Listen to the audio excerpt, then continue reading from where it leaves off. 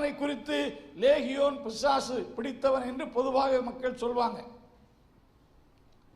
அவனை குறித்து சொல்லப்பட்டிருக்கிறது, கர்த்தருக்கு மகிமை உண்டாவதா, நீண்ட காலம் பிசாசினால் ஆட்கொள்ளப்பட்டவன்.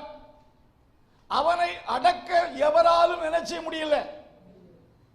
முடியவில்லை. அவன் சங்கிலியினாலும் விலங்கு போடப்பட்டு அவைகளெல்லாம் முறித்து ஓடி விடுவான். அவருடைய பெற்றோர்கள் அவனை சுகமாக்க எத்தனை சிறக்காக கொண்டு போனார்களோ தெரியாது. அவனுக்கு சிகிச்சை கண்டிப்பாக கொடுத்திருப்பார்கள். அவனை அடக்க ஒருவனால் என்ன செய்ய முடியவில்லை. என்ன சொல்லுங்க, அவன் செலவுள்ள கல்லறையில் இருப்பான். அவன் ரொம்ப கொடூரமானவனாயிருந்தான், தன்னை காயப்படுத்துகிறவனாயிருந்தான், பிறரையும் காயப்படுத்துவான், வஸ்திரம் இல்லாதவனாயிருந்தான். எப்போ என்ன செய்வான் என்று அவனுக்கே தெரியாது. ஆகையினாலே அவன் இருக்கிற வழியாக யாருமே என்ன செய்ய மாட்டாங்களா, போக மாட்டார்கள்.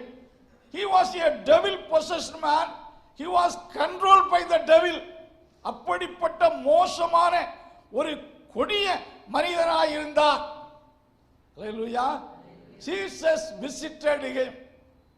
இயேசு கிறிஸ்து அவனை சந்தித்த மாத்திரத்திலே அவனில் இருந்த ஆவிகளும் ஓடினது. Praise God. அவனுக்குள்ள பெரிய மாற்றம் வந்தது. Hallelujah.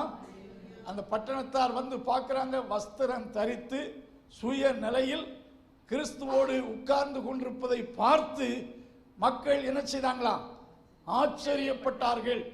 அவனுக்குள் இருந்த அசுத்த ஆவிகள் ஓடினது, அவனுக்குள் இருந்த கொடிய சுவாபங்கள் மாறினது. இந்த மாற்றத்தை ஆசாரியர்கள் கொடுக்கவில்லை, கிறிஸ்து அவனுக்குள் கொடுத்தார். அவனுடைய மார்க்க அவனுக்கு கொடுக்கவில்லை, அவனுடைய குடும்பத்தார் அவனுக்கு அதை கொடுக்க முடியவில்லை. சோ கிறிஸ்து அவனை சந்தித்த மாத்திரத்திலே, கிறிஸ்துவை அவன் சந்தித்த மாத்திரத்திலே பெரிய மாற்றம் அவனுக்குள்ளே ஏற்பட்டது. அல்லேலூயா, அல்லேலூயா. ஆண்டவர் இயேசு கிறிஸ்து மனிதனுடைய வாழ்க்கையை மாற்றுகிறார். அல்லேலூயா. இந்த லேகியோன் பிசாசு பிடித்த மனிதனை அவனுடைய சொசைட்டி மாற்றவில்லை, பட் கிறிஸ்து அவனுக்குள் ஒரு புது வாழ்வை கொடுத்தார். சவுல் என்ற வாலிபன் எடுத்துக் கொள்ளுங்கள்.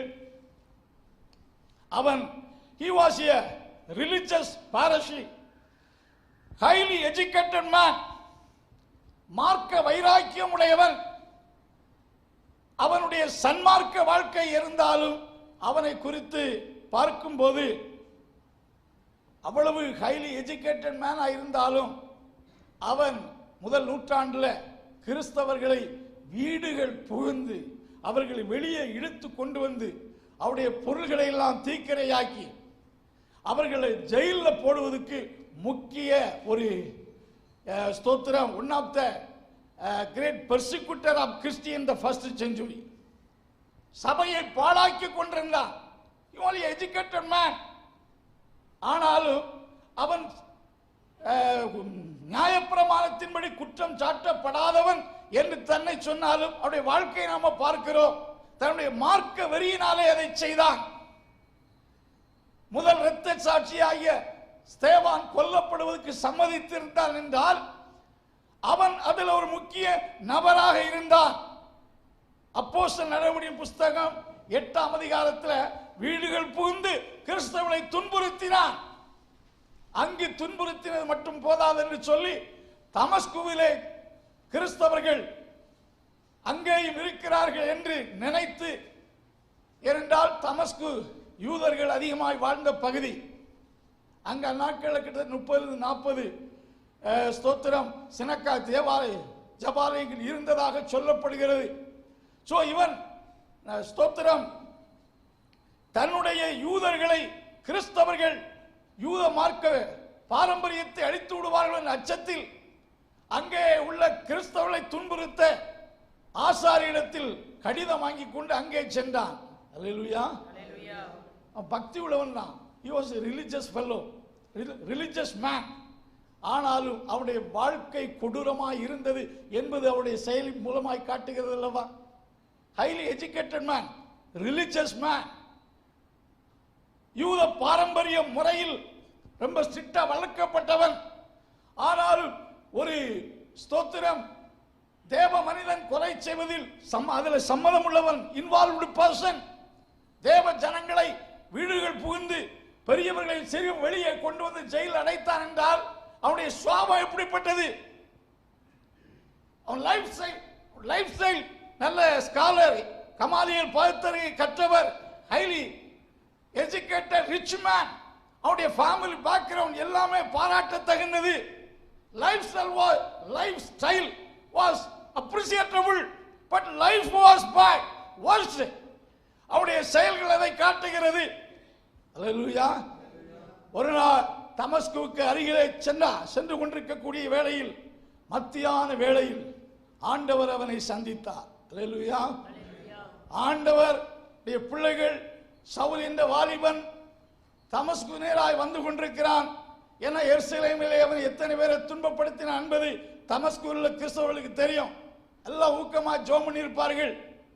சோ தமஸ்கு நெருங்கிய வேளையில், ஒருவேளை தமஸ்குவில் பிரவேசித்தால் தமஸ்குவில் இருக்கிற தேவ ஜனங்களுக்கு துன்பங்களை கொடுத்திருப்பான்.